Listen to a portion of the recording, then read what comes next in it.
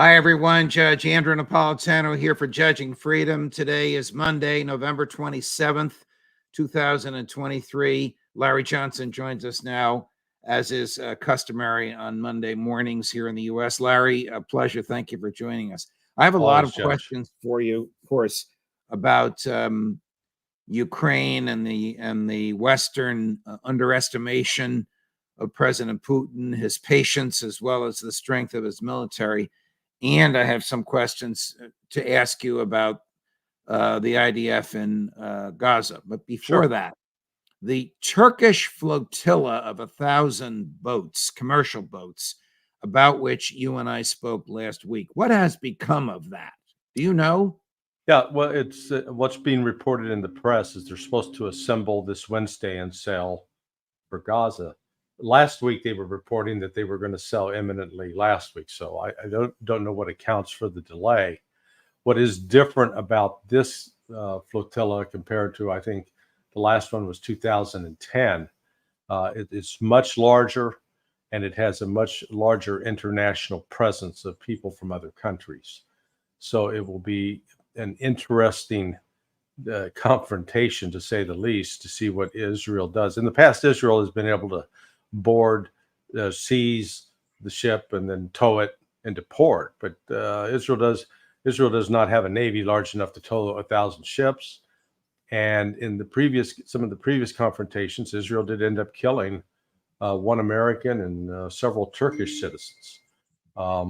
So that's not going to, if Israel gets into a similar confrontation this time, that clearly is not going to help its image. This is not the Turkish Navy or the Turkish military. These are Turkish commercial boats, fishing boats that transport goods, correct? Yeah, and personal and private yachts. So this is what is their goal? Is it to provoke the Israeli military? Yeah, in part, I think it's just to simply embarrass Israel, to again feed into the meme of Israel as a violator of human rights and denying people humanitarian assistance. So that it is very symbolic in that way, but it's also genuinely trying to help get aid into the Gaza Strip right now. How is it that Israel can violate human rights on such a massive scale, whereby the IDF has killed more women and children in 8 weeks than the Russian military has killed in Ukraine in 18 months? And the outcry seems to be limited to, correct me if I'm wrong, Larry, the region around Israel. There's no outcry here. There's no outcry in Europe. There isn't even an outcry from the typical leftish and civil liberties groups that complain about this stuff. Well, not exactly, because we've actually seen. Let's answer your first question. The reason they're able to do it is because the United States allows them to do it. The United States is in a position to stop Israel cold because Israel is utterly dependent on the United States for military support in order to stay in this kind of fight. And it is a lopsided fight, to be clear. But what we've seen is that in the past, a lot of the outrage would be confined to the surrounding countries, but it has spread. So there's a real break between governments and popular support. So you're seeing the streets of London filled with massive protests in support of the Palestinians. You're seeing that in other countries in Europe and Spain. You're also having legislators in places like Spain and in Ireland speaking out, condemning Israel. I think it was from a couple of ministers, one from the Netherlands and from Brussels. They went down to the border of Rafah and they made a very strong statement condemning what Israel was doing. Have any governments, as you've suggested the U.S. government could do if Joe Biden picked up the phone, have any governments in the West, Western Europe, North America, condemned the slaughter in Gaza? Yeah, no, yes. These two European states, that I think it was the Dutch. At least it was the Dutch. I forget the other one, and Belgium, Dutch and Belgium. They were down at the Rafah crossing, and they made a very strong condemnation of Israel. And then Bibi Netanyahu, basically called in their diplomats, and he was outraged at it. And then one of the guys who made the statement responded to Bibi, "I meant every word I said," basically like that. So Right. they're not. Israel's not winning the PR battle, and this whole hostage release that has taken place really has shifted the tone. How has it Because shifted the tone? it's portraying the Palestinians not as these violent, bloodthirsty murderers, but the hostages that were supposedly being tortured and raped, they're being released. They look happy. Some are even, seem solicitous towards their previous captors. They're in good health. The crowds of the Palestinians that are coming out to welcome their folks who have been released are jubilant.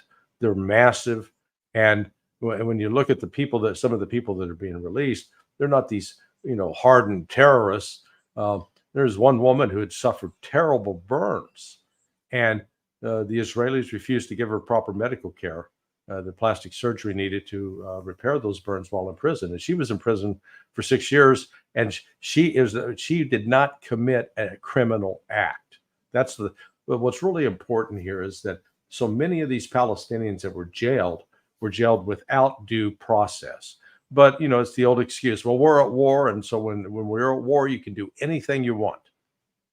Why are the Israelis who are being released by Hamas called hostages, and the Right. Palestinians who are being released by Israel called prisoners? Yeah. They're not convicts. They haven't even been charged, much less tried. Yeah. It's just that's the clear example of how language is used to structure the meme or how it's supposed to be perceived. That the hostages were unjustly taken, whereas these prisoners, they must have done something bad and they deserved it.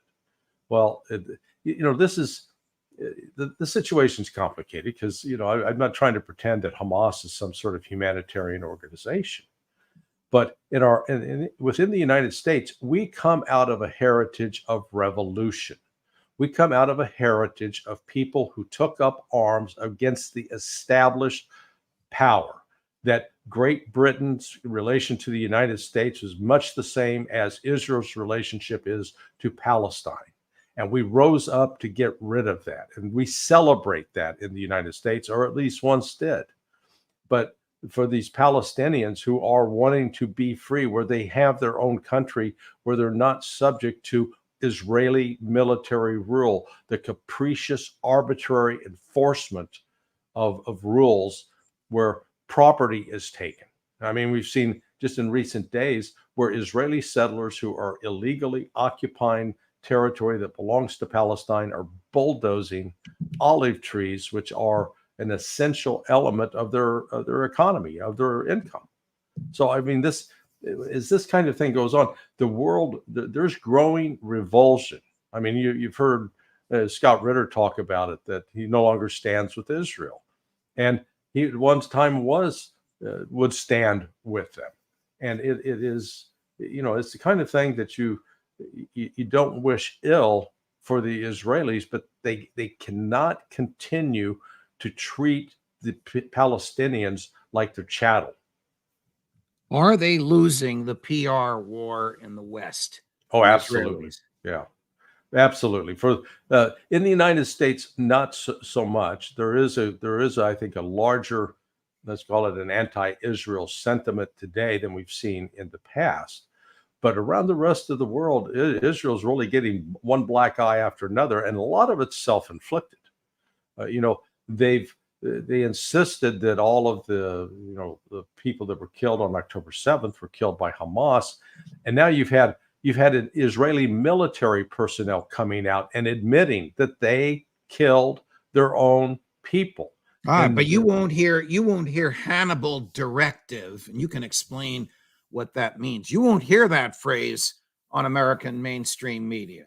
No, you get shouted down if you try to use it. The Hannibal directive is simply put that If an Israeli is taken hostage, the possibility of being transported back into a territory like the Gaza Strip, that the Israelis will kill them rather than let them become a political pawn, bargaining chip. And there is clear evidence that children and women and elderly who died on October 7th did not die at the hands of Hamas fighters. They died at the hands of Israeli defense forces, both pilots flying Apache helicopters, launching missiles at cars without having any idea who was in them, as well as Israeli tanks shelling homes and buildings where Hamas fighters were holed up, but they had Israeli citizens within those walls, and the citizens were killed. The Hannibal directive authorizes Israeli forces to kill Israeli civilians as well as their own comrades who have been captured or are about to become hostages. Do I have that right? Yeah, it's the de facto sense. I don't know. I'm not sure that it's necessarily been enshrined as a specific policy written down and put into the military doctrine, but it's clearly something that has been done. They were not exercising caution about carrying out military strikes where they knew that there were civilians. We're going to take a break, and when we come back, I'm going to ask you how the West so underestimated Vladimir Putin, both the strength of the Russian military and Putin's personal patience. But first, this. Can you believe the chaos confronting Americans today? The government is out of control. Debt is out of control. And have you heard? The dollar is under attack. This will soon be replaced by digital currency. No more paper cash. It's coming fast, so you need to get educated in other ways to protect and preserve the wealth you already have. What happens if the government destroys the United States dollar? I don't know, but I do know they can't destroy gold or silver or the value of it. That's why it's so important that you learn now how to transfer your wealth into gold and silver. So educate yourself about investing in precious metals. Take charge of your retirement with gold-backed IRAs, and you can transfer a portion of your existing IRAs tax and penalty free. So don't procrastinate. Take control. Do the right thing for you and your family. Go to LearJudgeSnap.com or call 800-511-4620. How do you assess the glaring failure of the U.S. and NATO to assess the strength of Russian forces, the determination and the patience of President Putin in managing those forces in the military operation in Ukraine?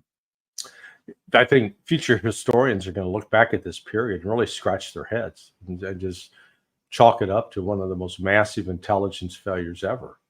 Because the rhetoric that's come out about the Russian army, for example, being inept, incompetent, poorly led, low morale, it's kind of a mantra.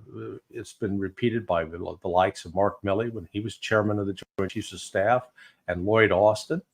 And, it's clearly it's not true. And yet, with that kind of belief, it limits what briefers will come in and tell the boss. So if the boss has staked out the territory that, the Russians are no good, the last thing you want to be is that intelligence officer that comes in and goes, General, actually the Russians are 10 feet tall. And, they say, get that guy out of here. We don't want to hear what he has to say. It's one of those situations that once the folks at the top adopt a particular point of view and they repeat it, the underlings hear it and realize, they're serious about it. They actually believe that nonsense. And the folks who are the underlings, they want to get promoted. They want to keep a job. All right. But this phenomenon of telling the boss what you think he wants to hear seems to be happening regularly, consistently, and systematically, and not just in Washington. It must happen in London and Brussels and Paris and Berlin as well. Yeah. Well, this is what led in part to the collapse of the Soviet Union. the Soviet Union became such a rigid ideological system towards the end, and that the lies that had been told repeatedly that were clearly out of touch with what was happening on the ground, it finally came to a boiling point, and then it collapsed in on itself. I really think that's where we're headed ultimately. We can't keep lying to ourselves about what Russia is. During the height of the Cold War with the Soviet Union, when the Soviet Union actually genuinely represented a far greater threat than anything that Russia poses today, the United States still found a way to have cordial civil discussions with the Soviets without painting them as the spawn of Satan. And today, can you think of a single prominent American politician, including Donald Trump, that could stand up and say, yeah, I want to open up and sit down with Vladimir Putin and we want to negotiate?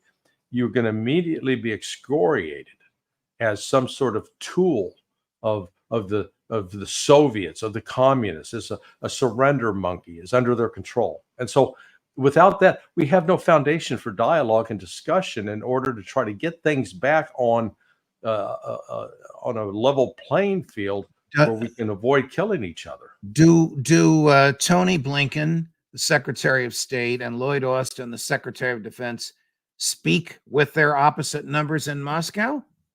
I don't know. I hope so now, but I know that in the past, prior to the start of the special military operation a year ago, February, as the Russians call it, there was, particularly like in Syria, where you had Russian forces and U.S. forces, operating in similar areas of operation, that there were daily, sometimes twice daily conference calls between the general there and the Russian generals. And they would coordinate and deconflict and say, okay, this is what we're going to do. And they, so there was that level of communication. It looks like, though, that has been significantly reduced. So it's really frustrating because the Russians, and I know I get painted for this, but the Russians are not our enemy. The Russians are not intent on conquering the world. And we need to recognize that we've got so much in common with Russia.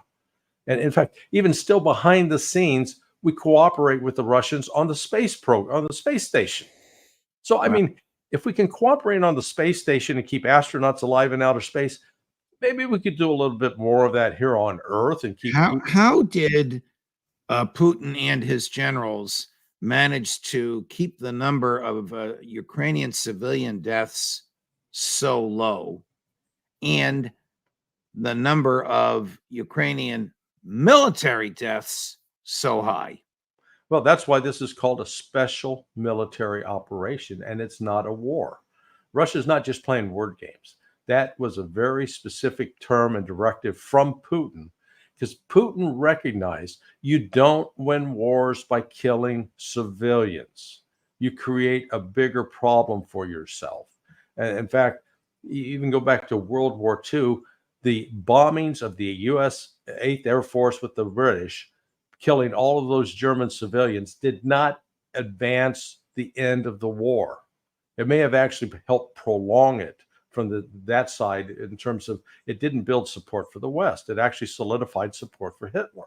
And we've seen that in conflict after conflict after conflict, that you have to destroy the military components.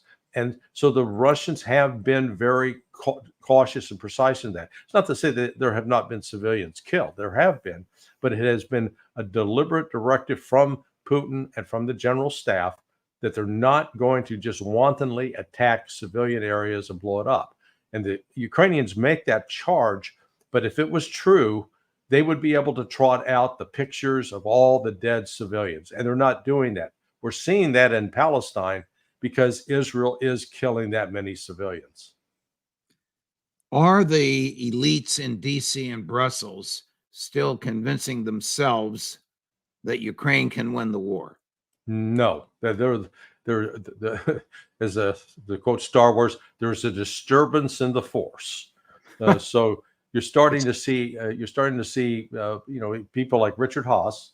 He went on Joe Scarborough the other day, Morning Joe, and admitted that basically the war's lost, and we've got to figure out how to get Ukraine to the bargaining table.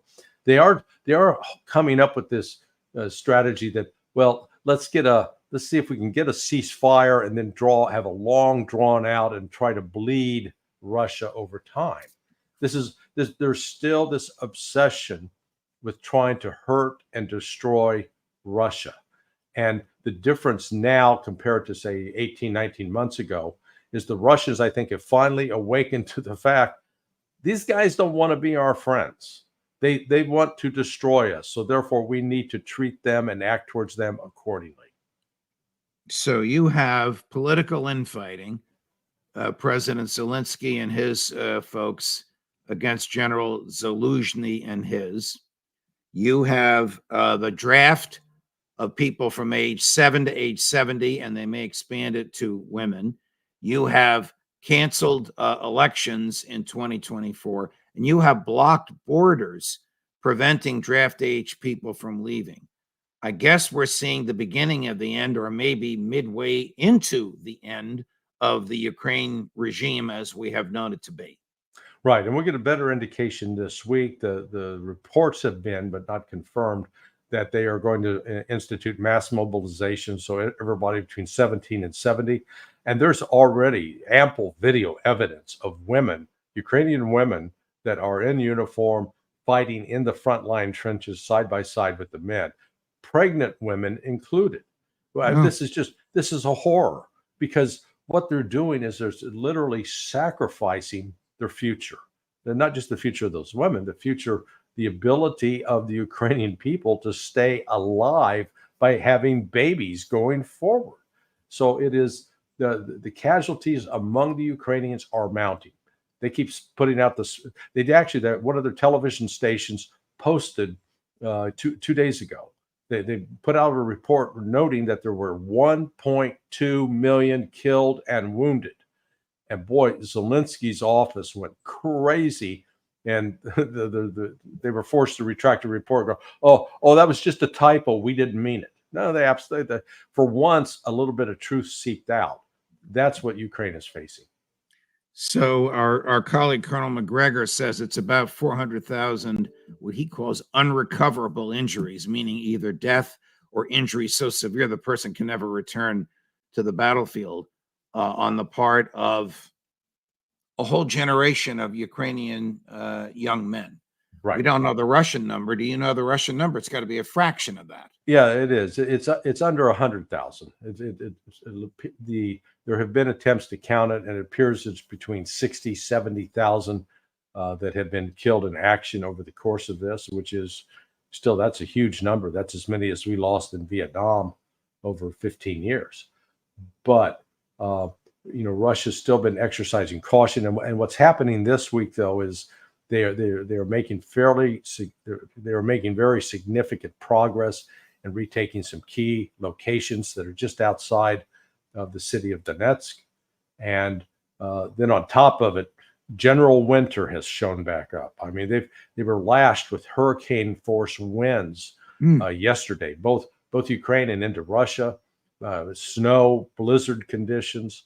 Well over a foot of snow in some areas, which makes vehicles, aren't moving.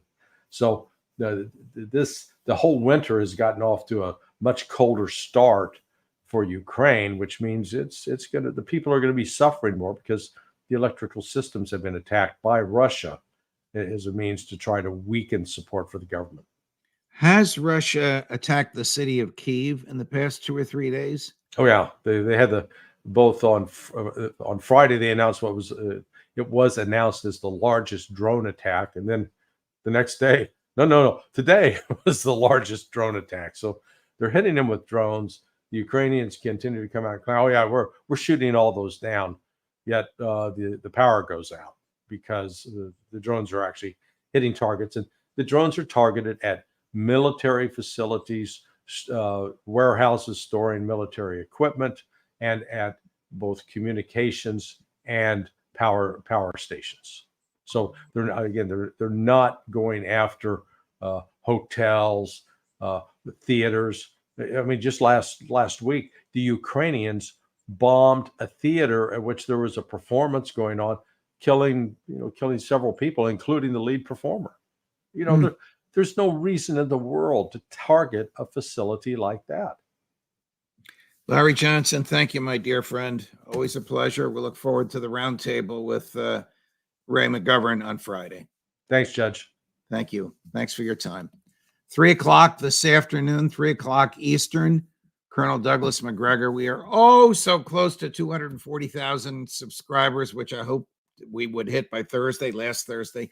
Thanksgiving, we'll probably hit it today, and then onward to 250,000 by Christmas. Judge Napolitano for Judging Freedom.